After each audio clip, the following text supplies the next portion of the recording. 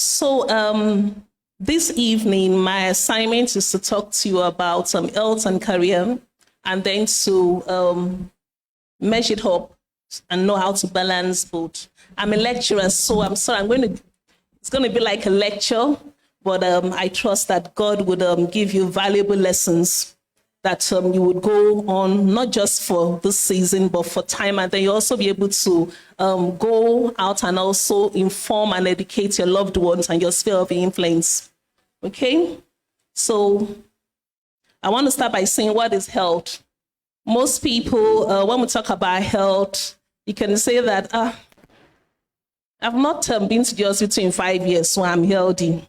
I don't even take paracetamol when I have headaches, so I'm healthy. But what does health mean? It means it's a state of complete physical and mental and social well-being, but not merely the absence of disease. That is, you might not have been diagnosed with any form of illness. You might feel fine, you might feel confident, and you might feel strong physically. But it is not just physical health we're talking about. We have emotional health, we have psychological health, we have spiritual health. Let me not get ahead of myself, which you're going to see in a minute. So health is a state of complete, your physical, your emotional, your psychological, your spiritual well-being coming all together. That is what good health means. So we have different types of health. But I want to start by saying that we understand that we are a spirit. The real you is a spirit. This body is just a suit. It's corruptible. The real you that got born again is your spirit man. And that is where the spiritual health comes first. Then, of course, we have a soul. That's your mental, your psychological, your cognitive behavior, your behavioral behavior. That is your mental health. And then we have this body, your physical health. And then why it took time, under mental health that has psychological, social well-being, you could put financial health under that too, but I just purposely singled out that out because I know it's a very important part of life. So I want to start first from spiritual health before I go to the other types of health, because I strongly believe that, are you seeing what I'm saying? Can you see what as I move my slides? I'm in slide 13, spiritual health. Okay, so I've moved from types of health. I moved down to spiritual health. That's slide 13.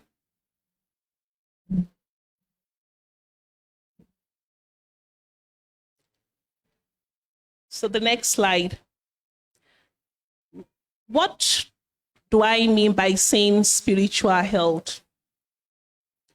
As I've said, that we are a spirit with a soul living in a body.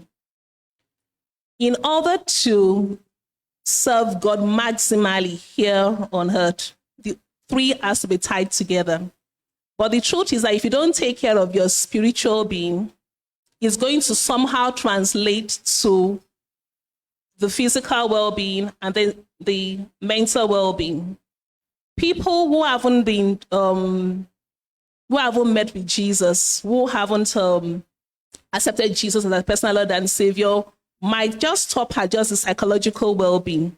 Or they might even go for higher powers, like some people who practice meditation, like who worship Buddha and all those things. So they even actually still call it spiritual health. But as Christians, we understand what spiritual health is.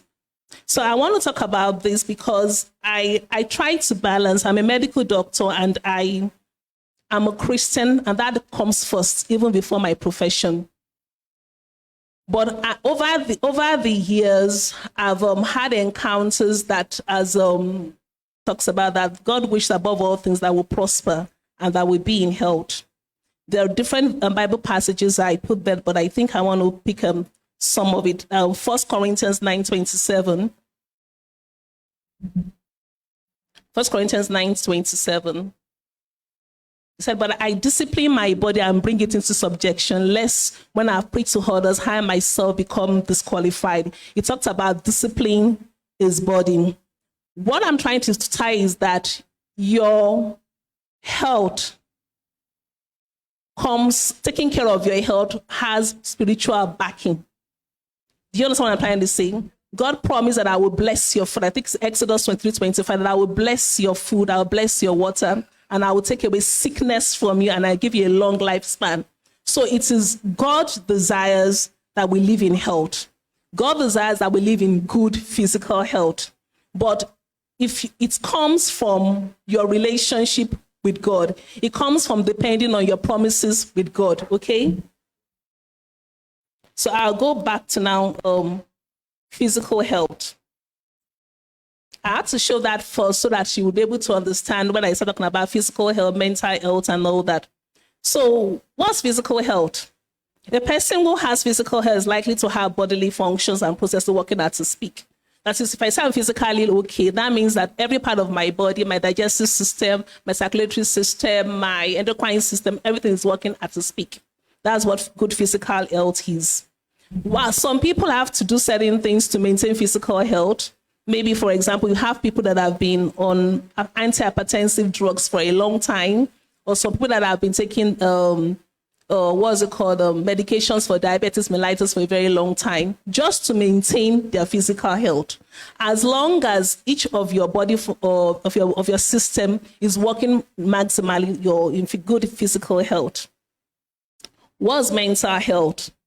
Mental health refers to a person's emotional, social, and psychological well-being. It's harder to define mental health because if it's physical health, you can say, oh, I'm having an headache, oh, I'm having tummy upset. But when it comes to mental health, it has to do with your psychological well-being. It has to do with your perception. For example, somebody, let me just give an example. Somebody comes in, you're about to drive out, and then somebody hits, hits your car. Somebody's reaction might be so wild. Another person might just be so calm and say, oh, it's okay, sir, it's just a scratch. Another person might go, why would you do that? So at that time, the person's mental health is slightly compromised, but it depends on how the person responds. So mental health is how I see a situation, how I respond to a situation.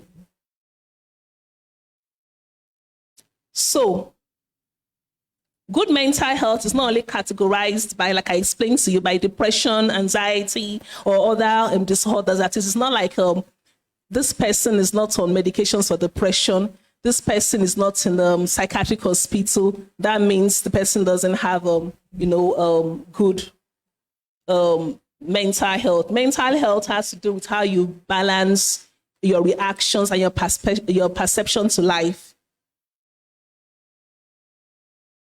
Okay.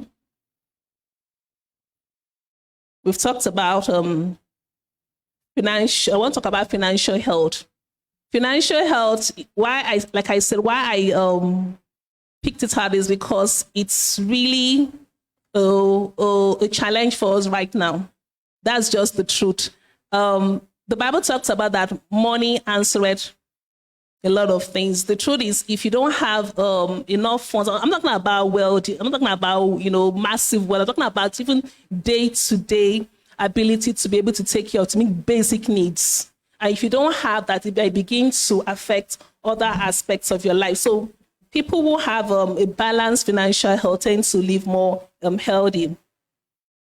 So I've talked about spiritual health first. So what are the factors that can affect people's health generally? It's always divided into two things. We have genetic factors and we have environmental factors. Environmental factors has to do with so many baggage of other things, while genetic factors have to do with your innate nature. Now, your genetic factors can be two. The ones that you acquire from your parents and the ones that it was just it happened in your genes, but it's a genetic mutation. That is, something happened in the family lineage, and it came through your grandmom, your mom, your mom, or it came through your grandfather, your dad, down to you. You inherited a defected gene. So it goes on, and that's why you can see in some family, I say, oh, it's like, mental health runs in that family. That if you see this kind of a family, this person is like the uncle or the auntie or somebody that had such a such an issue. So those are things that may be inherited. While some people, it had nothing to do with the family. They did not, it's not that maybe it runs in the family. They didn't inherit the defected gene, but somewhere along the line, that gene just began to malfunction. Why? Science has not found out exactly why those certain genes are malfunctioning. That's just the truth. But we know something triggered that particular gene and is beginning to mutate anyhow. So genetic factors, a person is born with a variety of genes. In some people, an unusual genetic pattern or change can lead to a less optimal level of health. People may inherit genes from their parents that increases their risk for certain health conditions. Environmental factors. Environmental factor plays a role in health. The truth is we live in perilous times. The Bible has talked about it. Although God has promised that when there's a casting down, we will say there's a lifting up. That is, there's a protection for every child of God. But the truth is that Bible prophecy is being fulfilled before our eyes. There are rumors of war. There are rumors of earthquakes. There are rumors of what is it called? People turning natural affection of male, of the other genders. These are all signs of perilous times. We have climate change and all those things. You could, those days, just trust the kind of soil you have and plant your own vegetables at the back. But even while you still do that, we don't know what's going on with the soil. We don't know what's going on with the air. So these are all environmental pollutions that can trigger eventually after a long period of time, what we call in medicine, like after a long period of time, we call it chronic exposure. There are low levels of inflammation that can now lead to chronic defects, So, and that comes from just the environment. It's not your fault. It just has to do whether there's a air pollution or there's a soil pollution. And over time, you take these things into your system and then it begins to manifest as a genetic mutation in you. And then, of course, you cannot take away your lifestyle too. I divided into three things. We have the social economic environment. This includes the financial status of a family or a community, as well as the social culture and the quality of relationships. For example, now we know there was a time in the north where people were being killed just to take polio vaccine. I mean, we had volunteers, we had Red Cross volunteers, Red Cross International volunteers. We had people that were actually butchered and brutally killed just because they were there to educate people about polio vaccination. So that is one of the environmental factors, cultural environmental factors, that in a particular place, we're not just predisposed to good health. We just don't want good health. You go to a particular community, this particular river, some things need to be done. Like, no, we've served, this is where we've drank water from, this is where our parents worship the gods and all those things. So environmental factors like that can actually cause ill health. So, and also now a person's character and behavior, that goes to all of us. I know the truth is that we all have sweet taste bud. From time to time, we want to eat shaki, we want to eat pomo, we want to take ice cream. And it's okay to do all those things intermittently. But the truth is that when I can see there are young people in the house, so maybe it's still fine. But by the time you hit 40, whether you are as slim as, I don't know, your body is 40, no matter if slim you have. So there's some things you need to slow down on. There's some things you need to slow down. And the general rule is this: when you're 40, you reduce red meat, that is real meat, and you reduce red protein and you take on white protein. What is white protein? Fish, chicken, removing the back of the skin, and then you take fruits and vegetables, and then you increase exercise. It's just simply goes across all board. Not that you cannot take not that you cannot take Coke or Fanta, but you just have to reduce. You cannot, the way you were taking maybe 5 bottles or 6 bottles in a week while you were less under 40, you cannot be doing the same thing when you hit 40. And then there are also peculiar things too. If you know, for example, that maybe in the family, maybe your dad or your mom maybe had DM or had diabetes or something, you have to be more cautious even before you get to 40. I'll talk about them when I'm talking about screening and all that. So our behavior, the rule is this: do things in moderation. That is just the rule. Do things in moderation. When you are taking a particular kind of diet all the time, you know it is wrong. Your heart will tell you, your spirit will tell you, you'll be cautioned that how many bottles have you taken today? How many, carbonated drinks have you taken today? You would know, you'll be cautioned. So you should do things moderately. That's just, people have, what should I take? What should I should not take? Have a balanced, healthy diet and do it in moderation. Let snacking and savories and salt and all those things be your usual diet, Coke and Fanta and savories and meat pies and all that. Eat a balanced diet. Have a lot of fruits and vegetables in your diet. And you would be fine. So how do we preserve our health? How do we preserve our health? How do we preserve our health? I said it's important to approach health as a whole. I talked about that we are a spirit with a mind living in a body.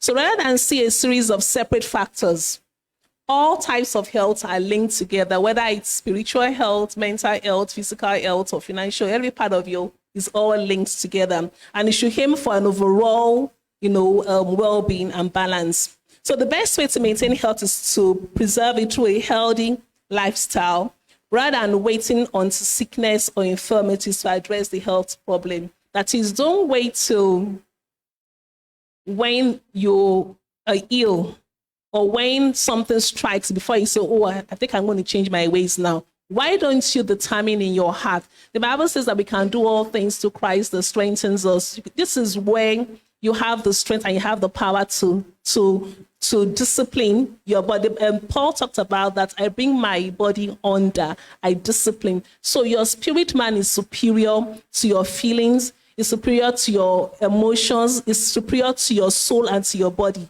So your spirit man can actually tell you that this lifestyle I'm living is not healthy. I can do this through Christ that strengthens me. I can determine, I like this particular food so much. I can't do without this in a particular day. Or I know I've made up my mind to exercise and I can't do this. You now make up my mind, today I'm going to walk for 30 minutes through Christ that strengthens me, and then you do it. Or today or this week, I'm not going to take a bottle of Coke to Christ that strengthens me. And you will be able to accomplish it if you are determined and you trust the Holy Spirit to do that.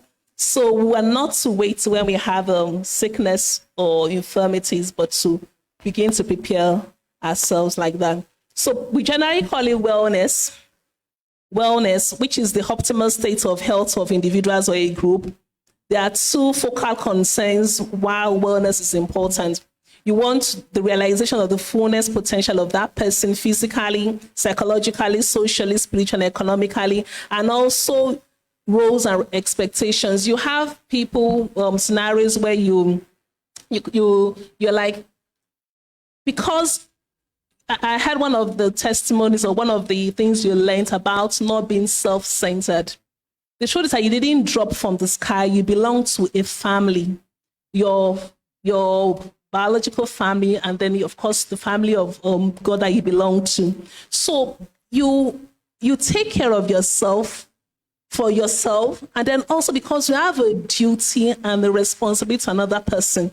You don't want to hurt somebody else. You're a sister, you're a daughter, and then you're involved in all kinds of heal practices that would be detrimental to your health. Who will be at the hospital taking care of you at that time? Wouldn't it be your mom, your dad, your husband, your wife, your sister? So if you truly are not self-centered, so you take care of yourself, not just so that you can be healthy, but also because you don't want to be a liability. You don't want to be a burden to other people. So your responsibilities to yourself and then to your environment, your family and then your environment. So maintaining wellness and optimal health, I said, is a lifelong daily commitment.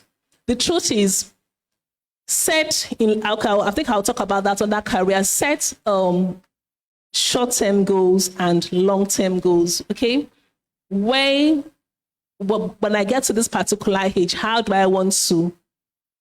strong physically, how well do I want to be when pertaining to my health? So you do it daily. It's not going to be like, okay, today I will do it tomorrow. I won't do it. It's supposed to be a daily, lifelong commitment if you want to see overall good health in the future.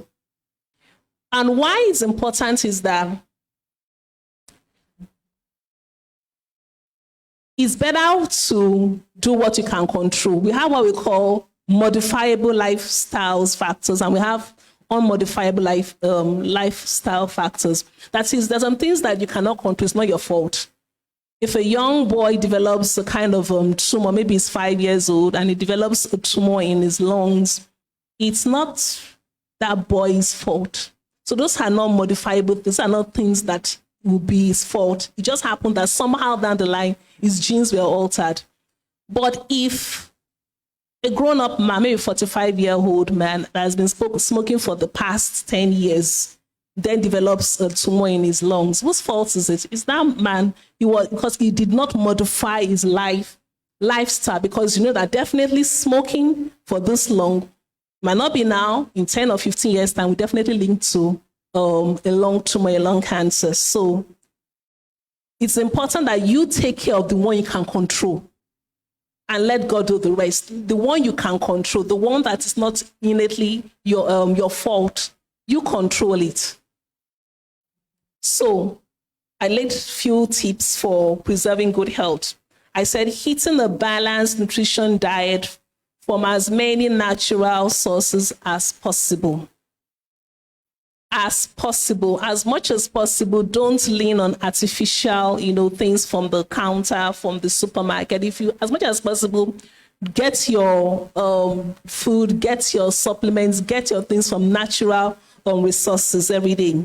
Engage in at least 30 minutes walk. Scientists and statistics have proven that if you walk for 30 minutes a day, you are improving your cardiovascular functions, you're improving your respiratory function, you're improving your health by just walking for 30 minutes. If your neighbor is not the type that is safe, you can do the stairs.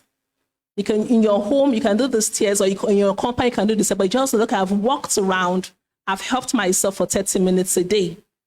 Screening. Screening. I want to stop at this screening. I want to share this slide. Can you go to 21? Then we can go back to this slide just to put it on 21, because I'm on screening for diseases that prevent risks. I said early detection, accurate diagnosis, early treatment saves lives. Get screened. C. Prevention is better than cure. That is just the truth. Prevention is what? Better than cure. Not only is it better than cure, it is far cheaper than cure.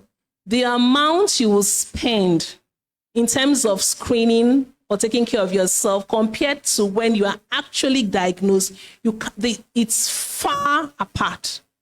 It's far apart.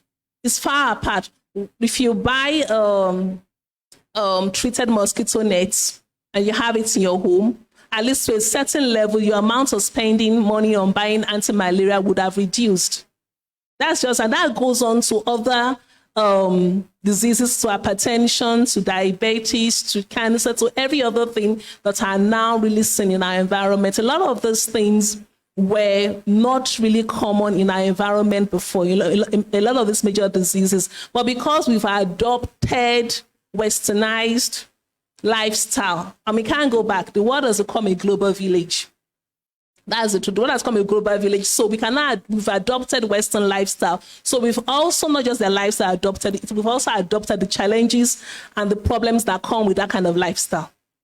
So we need to do what we call screening. Whatever screening that is available, please do it. Like I said, especially this thing comes more when you clock the age of 40. Most of this screening test comes when you're 40, because we realize at that particular age, that's when your system begins to decline bit by bit. So you need to have your eye checked.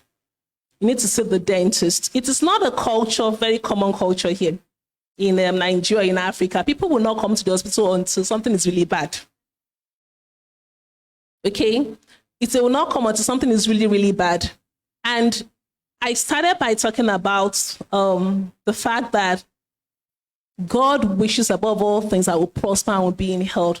But the truth is, if we do not take care of this physical body, you can't really maximize your potential for God here on earth. Your spirit man might be willing, but if you're not taking care of the physical suit, which is corruptible, you won't be able to really work for God. So going for screening, I want to say this, it's not lack of faith. Listen to me. I know it is not lack of faith. You're not looking for something negative, because people battle with it. People battle with it that, oh, if I'm truly a child, when I trust God's word and God promised me good health, with long lives I will satisfy and show you my salvation. I'll bless your food and water. I'll take away sickness away from you. You wish above what I prosper. You hold this Bible part and it is okay.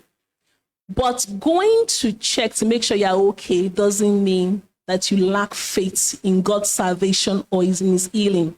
Let's not mix it together. Just like you don't say, you don't say, okay, that God really wants me to prosper, and then you sit in your home, you don't go to work, or you don't go to school, or God said that I'm going to prosper, God promised me good success, Joshua 1, and God said I'm going to have good success, and then you don't study, and then you expect to pass that exams. It's the same thing. Because except in rare cases, where there is a supernatural and you're 100% sure, 100% sure that it was a supernatural, not your emotions, not your thoughts, not your feelings. I'll give you an example so that you'll be able to balance. I am an oncologist, so I take care of patients diagnosed with cancer. And it's one of the very challenging aspects of medicine, because you don't get to see, I always say, compared to gynecologists, we get to see mommy and baby at the end of our work. You get to see gifts, but sometimes we don't get to see that level of joy, because maybe we've lost some of our patients down the line at the end of the year. So I had a wonderful sister who had a tumor, a small lump in her breast. And I examined her. And I said, we're not just going to have a clinical breast examination. We're going to have a test done. So I walked her up to the lab scientist. I walked her up to the consultant pathologist, and they had, the lump removed and everything. They sent it to the lab. And the lab came back that it was cancer. And I said, okay, this is what the results say. These are the steps we need to take immediately, because it's just small. There is hope for survival. And she said, Pastor Foluke, wait, that I want to go and pray about it first. And I said, fine. I give you 2 weeks. I said, because I believe God is a God that answers prayers through any means. If God is going to answer this prayer through medical means, fine. If he's going to answer it spiritually, fine. But because I don't want you to waste time, go ahead and then see God's face in 2 weeks. She's cancer-free. She came back 2 weeks. We went for the test. I didn't go to one place because I wanted to be sure. Went to 3 different places. It wasn't, I don't know how God did it. God healed it. Okay? God healed it. What I'm saying is that except it's a divine instruction. And most times, if God is going to move, he would move fast. And sometimes God would use medical medicine to move too. So don't ever feel, don't ever feel that lack faith in God for your instability. That's why I'm going for tests. Because the 2 major hindrances to screening is our faith and its finance. It's the 2 things that stop people.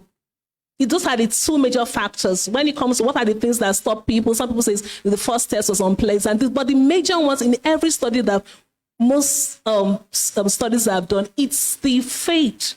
When it comes to African setting, and then finance, of course. Because some people, they don't have the money. but it's fate. And I'm talking about even among highly educated people. I'm talking about even highly like professors. Just, I don't think I want to do this. So please, I really want to reiterate that early detection, accurate diagnosis, early treatment, if there is, saves lives. So please get screened. In particular, we can see young people here. When you're exposed sexually, of course, as Christians should be in marriage, but for whatever reason, if you're exposed sexually, you need to have a pap smear done. Cervical cancer is so prominent in our environment, but is the most preventable cancer. Globally, and even it's most preventable. So you need to have series of some screenings. But why I talked about that is because it's among young people. So it's important that you know about it. If you're sexually exposed for any reason, whether in marriage or out of marriage, please get yourself screened for cervical cancer. And then generally for health, I said screening for disease that might present as risks. I've talked about what most of the time is when you clock 40, you have a high check done, have your blood pressure check done, have your blood sugar check done, have the screening modalities that are necessary for other things, for male prostate cancer, for female breast cancer, cervical cancer. Engage in activities that provide purpose. This is really tied to spiritual and mental health. The truth is that the Bible talks about that we're comforted in our own time of sorrow, so we can comfort that there's beauty. God said it's more blessed to give than to receive. It wasn't in terms of financial, scenario. It talks about giving love, giving care, being there for people, being loving, being kind. So one of the things that preserves your health, that gives you a stable mental well-being, is when you engage in activity that provides purpose, connects and caring for other people, maintaining a positive outlook in life, defining a value system and putting it into action. That is, get involved in good works. Get involved in good works. Such things brings more joy, brings more peace, than to get involved in things that will steal your joy, that will bring you, at the end of the day, compromise mental health. So I close by saying for the health that it might not be possible to avoid disease altogether. Like I said, there are some things that are modifiable that you can't control, and there are some things that you just can't control. It just happens to be in your gene. However, a person should do as much as they can to develop resilience and prepare the body and mind to deal with sicknesses as they arise. So I move on to career now. I'm in slide 23. Career. Quickly. So what is career? Career is not your job. Career is not your discipline. Career is not your vocation. It's often referred to as a profession or occupation, trade or vocation, or a career. We define what you do for a living and range from those required extensive training and education to those who can perform with only a senior secondary school leaving certificate and then willingness to learn. So it's often a progress or, over time when it comes to career. It's not like I have this job, that's my career. It's what you do, accumulation of what you've done over time, the different jobs that you've had, the different certificates or courses that you've taken, and then you begin to build a path for that career.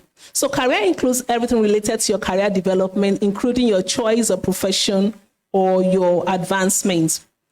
So I talked about that there are different types of career paths that you can come up with in life. And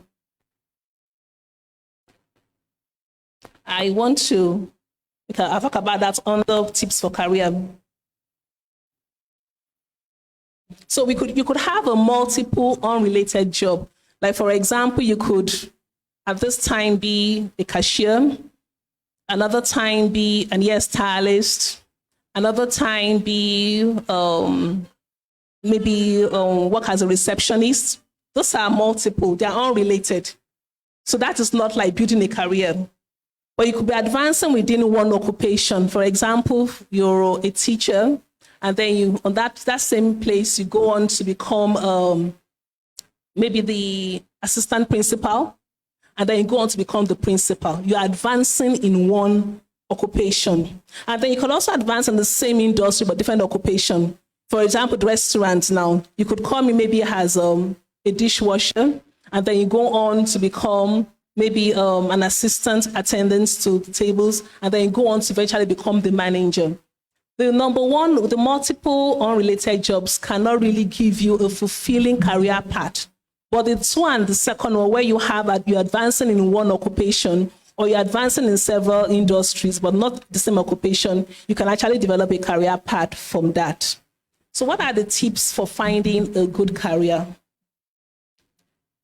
Especially for young people here, I can't tell you the importance of your spirit man at this time. The Bible says in Proverbs 3:5 that trust in the Lord with all your heart. Lean not in your own understanding. In all your ways, acknowledge him so he can direct your path. Because career brings fulfillment to you and then also to your environment. If you're choosing a career and you're just choosing a career for just financial reward, or you're choosing a career for just prestige, you will not make impact. You will not fulfill God's purpose for your life. And it's important that even if you're a science major or you're an arts major, if, for example, you've already taken that decision, you're already a science major, you graduated that way, or you're social major or your arts major, it doesn't still change the fact that you can switch your career to what God is telling you to do. I don't know if any of you know Pastor Bukia Woshika.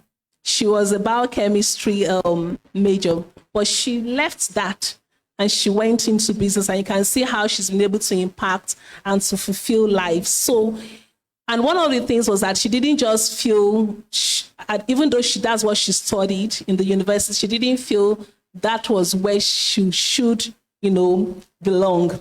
So it's important that you seek God's face about where you want me to be, how you want me to progress, because this career is one that will bring you whatever other things in life that you need. Don't mistake passion for, defining your career. Your passion is good, but you must choose your career after you've trusted God and is divinely directed. It's not just passion, because you can actually be doing something in terms of your career and then still be doing your passion. For example, you might be maybe a journalist, and then your passion is actually singing. And you're there you're there maybe ministering in church and doing other things. That is your passion. But you know that if you're going to music in terms of career, it might not give you the satisfaction in terms of career growth. So don't mistake your passion for choosing career. You must look at this. Is it relevant to my society? Is it fulfilling a need? A career must always fulfill a need. What is the community? What is my what is my surrounding? What do people need? How can I help in terms of adding value to my society? That is how your career goes. You can be lucky to actually have your passion, influence your career. That is beautiful if you actually can do that.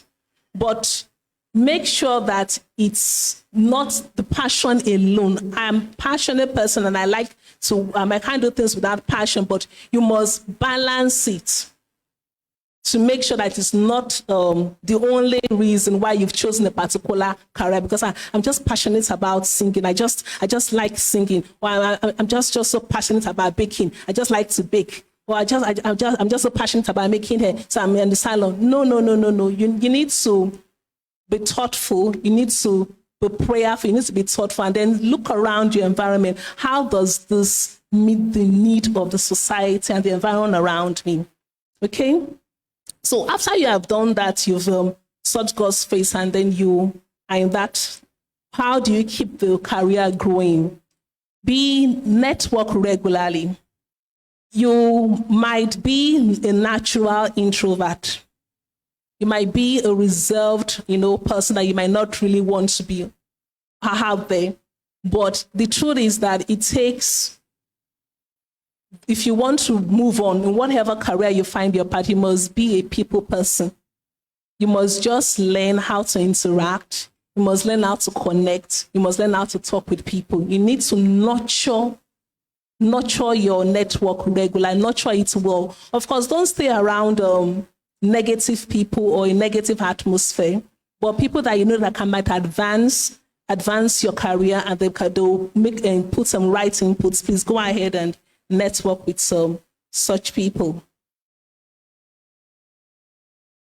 So I said, pay attention to industry news. Read often. Whatever industry you find yourself, read blogs about it. You have to be current. You cannot stay at the same status quo. If your industry where your career path is moving in a particular direction, like for example, I will know majorly almost all industries are going to artificial intelligence. That's just the truth. And if you want to be a cutting edge, you want to be above in terms of moving ahead, you need to know about it. You need to take short courses. You need to go online. You need to sacrifice sometimes pay for that course and learn about it, so that as the world is moving, you are not cut short. You cannot say, I really don't like social media. For the positive reasons, if your industry has all those handles, you should get all those handles. You're not on LinkedIn. You should be able to have avenues whereby you can hear current news about your industry to improve yourself. You cannot just for entertainment. Also, make plans, but be flexible. As you go along in life, flexibility is very important. Don't be too rigid. I'm not talking about now compromising your Christian faith. That's not what I'm talking about maybe compromising your Christian values.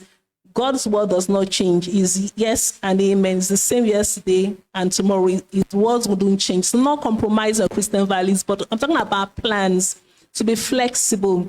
If, for example, something happens in a particular period of time that maybe you have to switch time slots to people, but that is doesn't fit into your usual routine, but your industry requires that for that time. Be flexible and make plans for it, because it's just for a short time. Okay? Be ready for career shifts too. Also, nothing is permanent or cannot change. It's only God. Don't be afraid also if you feel a particular environment, a particular place is draining you. Don't be afraid to move or to leave. Don't be. If you feel in this particular place, I made up my mind I was going to spend 5 years here, and I'm going to achieve this in 5 years. And in 5 years, you've not achieved, and it's no fault of yours, but it's the environment you found yourself that is actually dragging you down. Then please have the confidence to move. And then be open to lateral moves. It's almost like the same thing. So be ready for career shifts and be open to lateral moves. So about rounding up now, balancing career and healthy lifestyle. I said healthy lifestyle balance is the state of equilibrium where a person equally prioritizes the demands of one's career and demands of one's personal life. That is, you're able to juggle your career and you're able to juggle your personal life. We always use this lady who has a ladies' conference, and I want to talk about the Proverbs 31 woman. See, there is no doubt about it as a child of God, especially as a lady, that your husband is the head of the family. You are not struggling with that, and you should never struggle with that. But you have been called to help. You have been called to support. You have been called to improve. The Bible talks about that the virtuous woman, that our husband stands at the gate that her husband is respected at the gate because of her. So that is, you have value to bring to the table. You have value to bring to the relationship. You have value to bring to the family. And how will you do that if you are not equipped yourself? You need to be equipped spiritually. A wise woman builds her home. You need to be equipped spiritually. You need to be equipped mentally. You need to be equipped physically, intellectually. You need to learn how to marry, but that is the only way that you can give full support to your immediate family and to the environment around you. You are not called to be little. You are not called to just be there. You have a self-worth. You have a self-esteem. Are you listening to me? You are a blessing to your generation. You're a blessing to people around you. You need to know that I bring what wherever I go. I bring value wherever I go. Wherever I go, if there is darkness, light begins to shine because of what I have in me. So if you're going to do that, you also need to sacrifice in terms of spending time with God in the closet. You also need to sacrifice in terms of going out there and improving yourself, whatever it's made. It says she wakes up early. She dresses herself in lovely attires, that she waits for the ships to come. She gives orders to her maids very early in the morning. You could see that she was up and about. She wasn't just sitting down doing nothing. So you need to balance that very well. And how do you get that? You must be able to be, you must be a good time manager. I know that we cannot be perfect, but you must be able to prioritize your time. You must be able to, that what is important, what is not important. You must be able to say, is this urgent and important? Okay, is this important but it's not urgent? Okay, is this urgent but not important? Or is this is not urgent, this is not important? You need to be able to define that so that you are not, everywhere. And then at the end of the day, it's all just movement, but it's not progress. You need to be able to manage your time properly. You need to know, okay, am I a morning person or am I a night person? Like, for example, I work better at night when everyone is, I can take my rest from maybe 9 to 11. And then from 11, everybody's going to sleep. From 11 to like 5, I can walk. So that's what I do. But if you tell me to walk in the early hours of the morning, I will not be able to. So you leave important tasks for that time. If you know that you maximize your intellectual ability and all those around, that is when you go, that's when you organize, okay, all my eye taxing, thinking I need to do, I'll do it between this time. How do you balance it? Plot some personal time, do what you love. While you're creating a career, you're taking all those courses, you're improving and becoming a lifelong learner. You also need to make time for pleasure. Take delight in little things, the things that make you happy. If you're the type that you like to listen to music, make sure you include it among your time. So because that is what will fuel your energy to keep on going, so you don't suffer what we call burnout. Because if you are just doing all those things, but you're not falling back on what makes you happy, you're not falling back on what gives you joy and energy, you would suffer burnout. I said, have set out work times and play to your strengths. Now, play to your strengths falls on that. Don't be a people pleaser. Be kind, but be firm. Learn to say no when you can't. Learn to delegate. I really would have loved to do that, but I'm not predisposed to do that, maybe because of time, or actually I'm not equipped to do that. I can actually connect with somebody that can do that. But if for any other reason you want to do this next time, I actually love to do that. So you play your strengths, cover your strengths, but don't accept everything, every choices or every opportunity that comes. Do this, do that. Play your strengths, delegate, okay? Find time for your finances. When I started, I talked about financial health because I know that the average Nigerian actually lives below $1. That's so sad. That is so, so sad. And every day the naira keeps weakening. I know that gross darkness will cover the head, but upon us, God promised that His glory will arise, and that's what we hold on to. But really, outside God's protection, it's really tough. It's really, really, really tough. So as a child of God, you need to be what? Wise.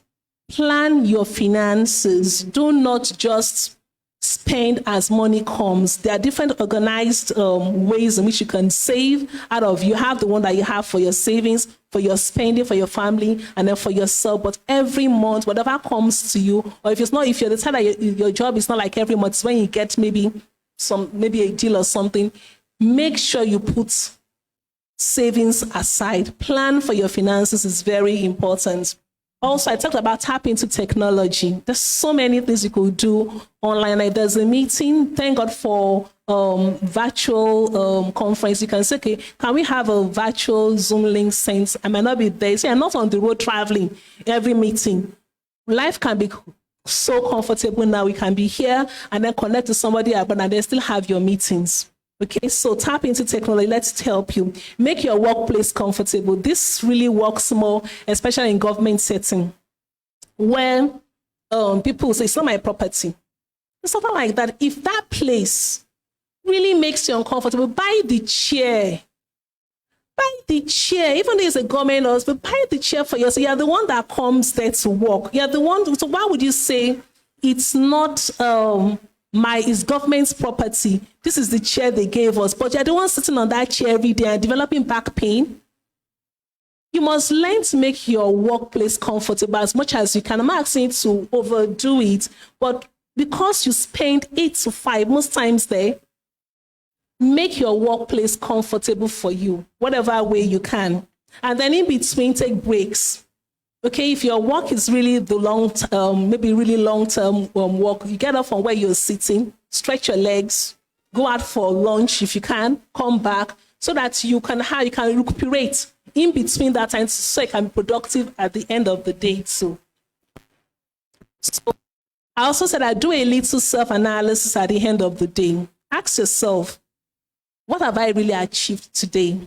What have I achieved at the end of this week? Have a daily report. Have a weekly report. I set out to, in the months of September, that I would have done 1, 2, 3. Have I really done that?